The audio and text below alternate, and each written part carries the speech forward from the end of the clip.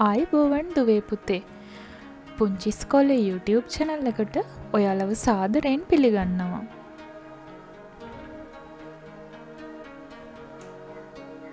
අද අපි අරගෙන ආවේ තොරතුරු හා sannivedana තාක්ෂණය 9 ශ්‍රේණියේ කියවීම් පොතයි. ඔගොල්ලෝ තාමත් පුංචි ඉස්කෝලේ YouTube channel එක subscribe කරලා නැත්නම් දැන්ම subscribe කරලා ඊළඟ තියෙන පුංචි bell icon එකත් click කරන්න. එතකොට අපි අලුතින් දාන පාඩම් මාලාවන් ඔයාලට බලා ගන්න පුළුවන්. අද අපි කතා කරන්නේ 9 ශ්‍රේණියේ දූල පුතාලගේ දෙවැනි පාඩම විද්‍යුත් පැතරුම්පත්. දුවේ පුතේ මුලින්ම අපි බලමු මොකක්ද මේ විද්‍යුත් පැතරුම්පතක් කියලා කියන්නේ කියලා. විද්‍යුත් පැතරුම්පත් කියන්නේ පරිගණකයේ තුල ඇති ඉලෙක්ට්‍රොනික කොටරූල් කොලයක්. එහෙම නැත්නම් අපි මේක ඉලෙක්ට්‍රොනික ග්‍රිඩ් එකක් විදිහට හඳුන්වනවා. ඔගොල්ලෝ ගාව කොටරූල් පොත් තියෙන්නේ. අන්න ඒ වගේ පරිගණකයේ තුල තියෙන කොටරූල් පොත තමයි පුතේ මේ විද්‍යුත් පැතරුම්පත් කියලා හඳුන්වන්නේ. මේ විද්‍යුත් පැතරුම්පත් මගින් ශ්‍රිත සහ සූත්‍ර යොදාගෙන ගණනය කිරීම කරගන්න හරිම පහසුයි. ඒ වගේම පුතේ දත්ත තේරීම් කටයුතු, දත්ත ඇතුළත් කිරීම, දත්ත තේරීම්, ඒ වගේම අපිට තීරු සහ පේලි ප්‍රස්ථාර නිර්මාණය කිරීම, ඒ කියන්නේ අපි ඇතුළත් කරන දත්ත නිර්මාණාත්මකව ඉදිරිපත් කරන්න මේ විද්‍යුත් පැතරුම්පත් මගින් පහසුවෙන්ම පුළුවන්. විද්‍යුත් පැතරුම්පත් ගොනු සංවිධානය.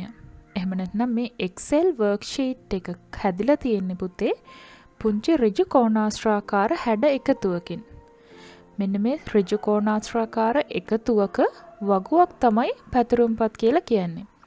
එතකොට පුතේ මේ ඍජු කෝණාශ්‍රාකාර හැඩ මගින් තීරු සහ පේලි නිර්මාණය වෙනවා. මේ තීරු සඳහා අංක 1 2 3 මේ විදිහට නම් කරලා තියෙනවා. ඒ වගේම පේලි සඳහා A B C D කියන අක්ෂර වලින් තමයි නම් කරලා තියෙන්නේ. එතකොට පුතේ මේ තීරු ඒ වගේම පේලි එකතු වෙලා හැදෙන එක කොටුවක් අපි කෝෂයක් විදිහට නම් කරනවා. මේ කෝෂය හඳුනා ගැනීම සඳහා මුලින්ම ඉංග්‍රීසි අකුරත් කියලා ඊට පස්සේ අපි කියන්නේ ඉලක්කම. ඒ විදිහට තමයි කෝෂයේ නාමය අපි හඳුනගන්නේ. මේ තියෙන්නේ පුතේ ඒ අපි කතා කරපු පේලි ඒ වගේම තීරු එකතු වෙලා හැදිලා තියෙන කෝෂයක්.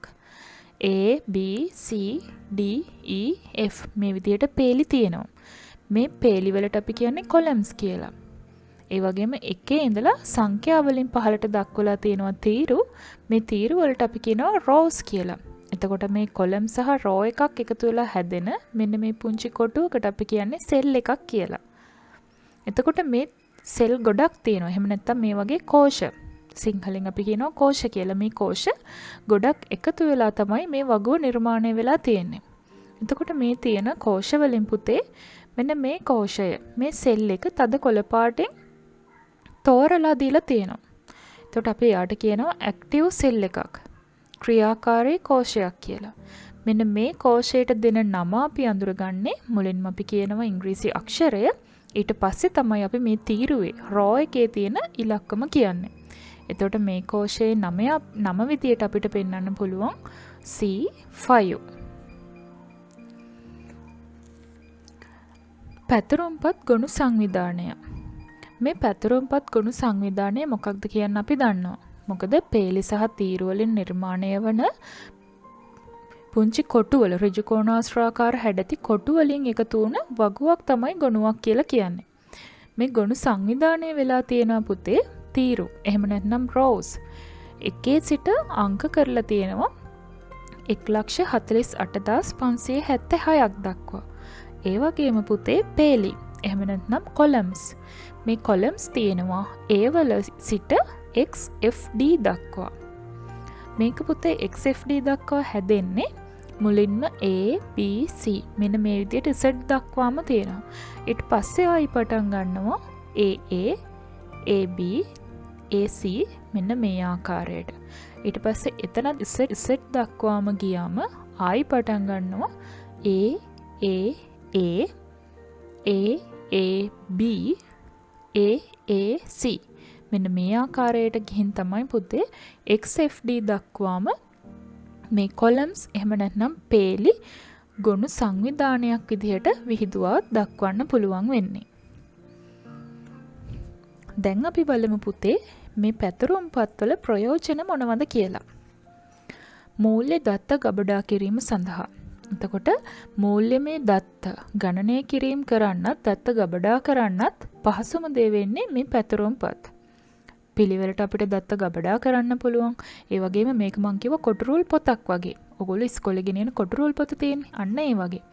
කොටරූල් පොතෙත් පිටු වෙන වෙනම තියෙනවා. මේ පැතුරුම් පත් එහෙම නැත්නම් Excel worksheet එකෙත් පිටු වෙන වෙනම තියෙනවා. අපිට එතකොට පහසුවෙන් දත්ත ගබඩා කරන්නත් ලේසි, නිවැරදි දත්ත ගබඩා කරන්නත් පුළුවන්. ඒ වගේම පුතේ බැංකු කටයුතු වලදී ගණනය කිරීම සඳහාත් මේ පැතුරුම් පත් ප්‍රයෝජන වෙනවා. බැංකු කටයුතු වලදී සියලුම ගණනය කිරීම කරන්නේ මෙන්න මේ පැතුරුම් පත් මගින්.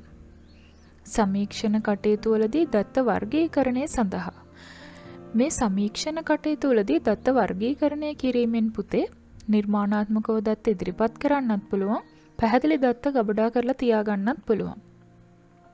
ශිෂ්‍ය ලකුණු වාර්තා සකස් කිරීමේදී ඔයගොල්ලන්ගේ ඉස්කෝලේ ශිෂ්‍යයින්ගේ පන්ති වශයෙන් අපි ගත්තත් ලකුණු A B C D තියලා තියෙනවා 6 සිට 13 දක්වා. ඒ වගේම අවුරුද්දකට අනුව අපි වෙන් කරලා අපේ පැතුරුම් පතක ගබඩා කරලා තියාගත්තාම අපිට දත්ත නිර්මාණාත්මකව ඉදිරිපත් කරන්න පුළුවන් මේ Excel sheet එහෙම නැත්නම් පැතුරුම් පත්වල තියෙන දත්ත ප්‍රස්ථාරගත කිරීම උපයෝගී කරගෙන දත්ත වාර්තා සැකසීමට දත්ත ප්‍රස්ථාර මගින් ඉදිරිපත් කිරීමට ප්‍රස්ථාර ඉදිරිපත් කරනකොට පුතේ විවිධ වර්ගයේ ප්‍රස්ථාර තියෙනවා.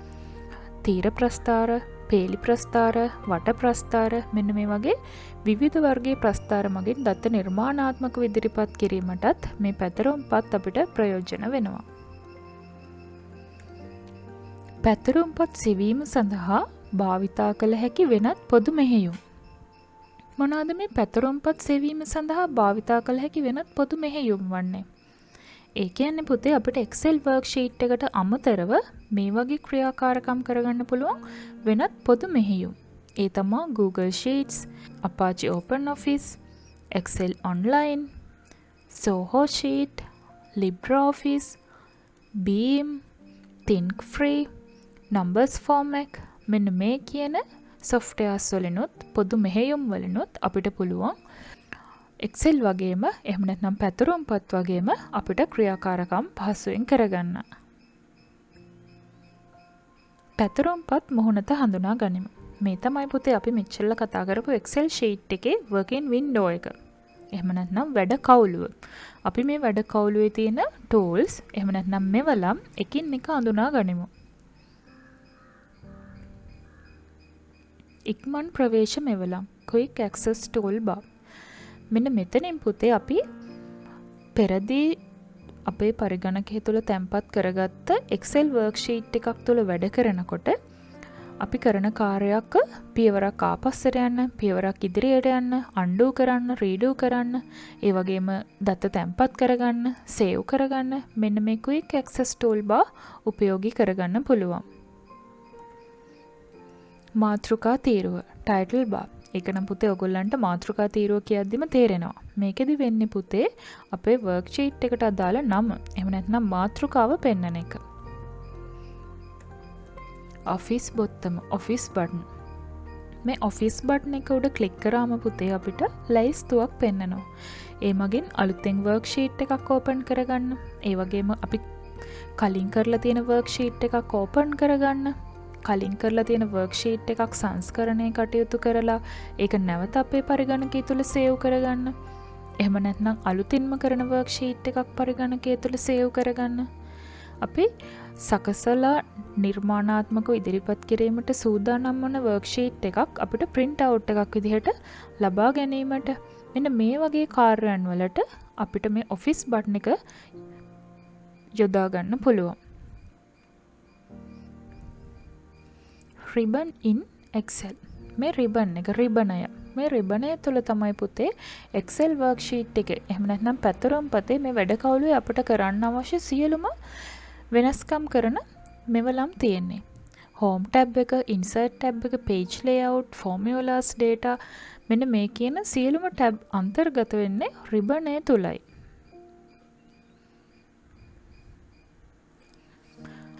උදව් help මේ help කියන icon එක උඩ ක්ලික් කරලා පුතේ අපිට අපි නොදන්න ෆෝමියුලා එකක් එහෙම නැත්නම් අපි නොදන්න කරුණක් අන්තර්ජාලය ඔස්සේ සොයා ගන්නත් පහසුවෙන් ගැටලු විසඳ ගන්නත් හැකියාව තියෙනවා.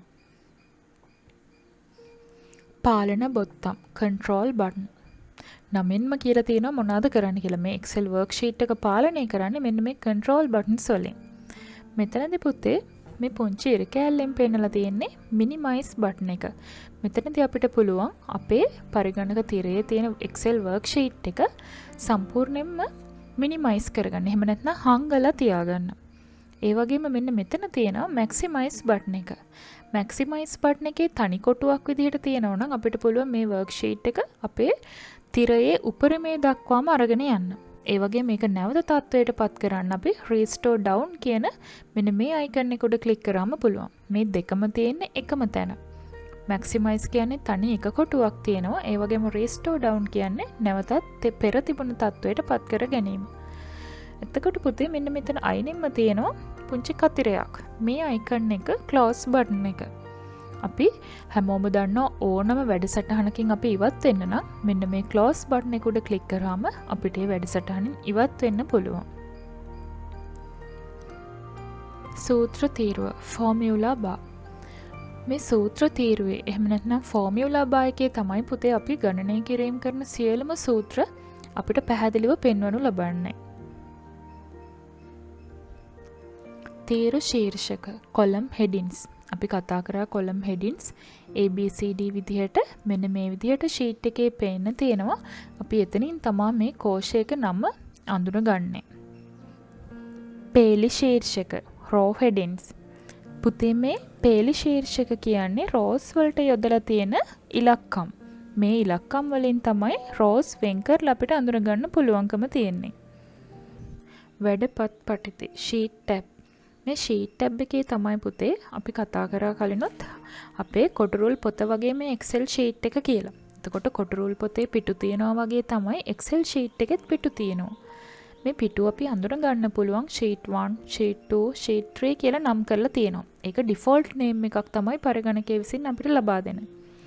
ඒ වගේම අපිට අලුතෙන් sheet එකක් ගන්න ඕන නම් මෙන්න මේ plus mark එක එහෙම නැත්නම් එකතු කිරීමේ ලකුණ මත ක්ලික් කරලා අපිට අලුතෙන් sheet එකක් අපේ workbook එකට මේ කොටුරුල් පොතට ඇතුළත් කරගන්න පුළුවන්.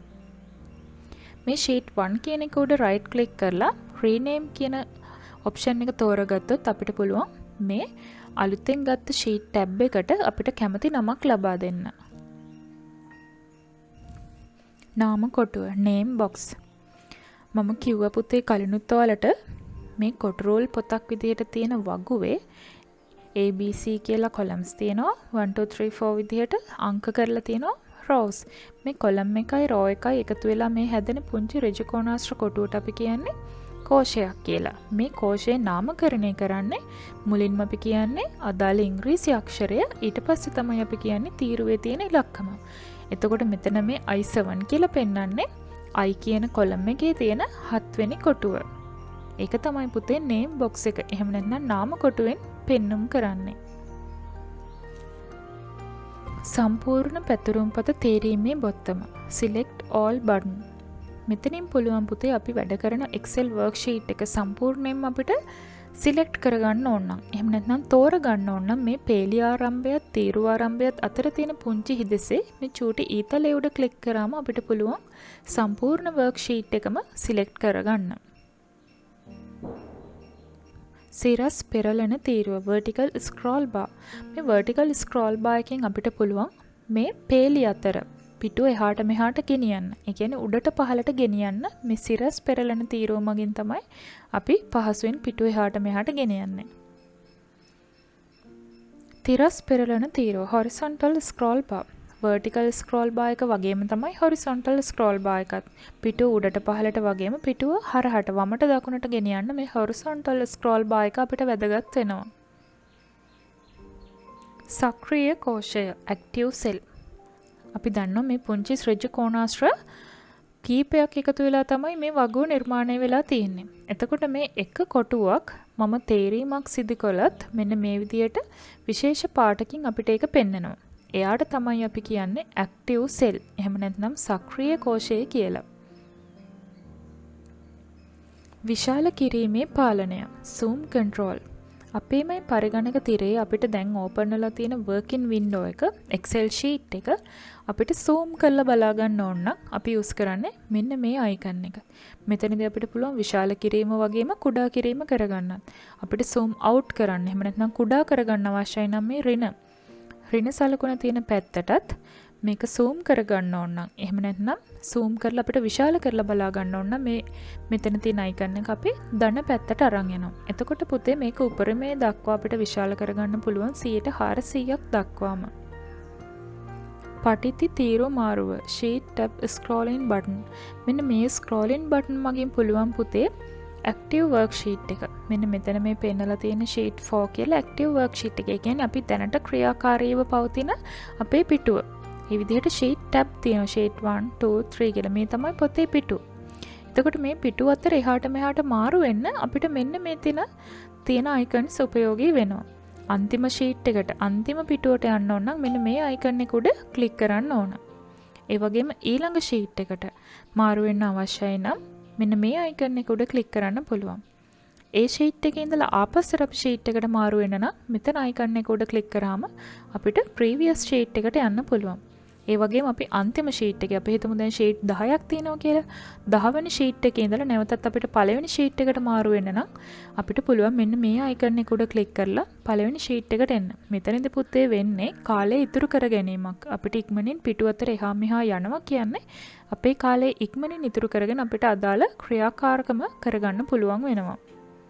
අද අපි මේ වීඩියෝ එකකින් ඔයාලත් එක්ක කතා කරේ විද්‍යුත් පැතුරුම්පත් කියන්නේ මොකක්ද? විද්‍යුත් පැතුරුම්පතක ගුණ සංවිධානය වෙන්නේ කොහොමද? ඒ වගේම විද්‍යුත් පැතුරුම්පත් වල තියෙන ප්‍රයෝජන. අපි අන්තිමට කතා කරා පුතේ මේ විද්‍යුත් පැතුරුම්පතක මුහුණත සහ එහි අංග. ඉන්ටර්ෆේස් එකේ තියෙන කොටස් අපි එකින් එක කතා කරා. එහෙනම් අපි ඊළඟ වීඩියෝ එකේදී විද්‍යුත් පැතුරුම්පත් පාඩමේ දෙවෙනි කොටසත් එක්ක හමු වෙමු. අපි අලුතින් දාන අපේ වීඩියෝස් බලන්න දැන්ම පුංචි ඉස්කෝලේ YouTube channel එක subscribe කරලා තියාගන්න. සුබ දවසක් ඔයාලා හැමෝටම.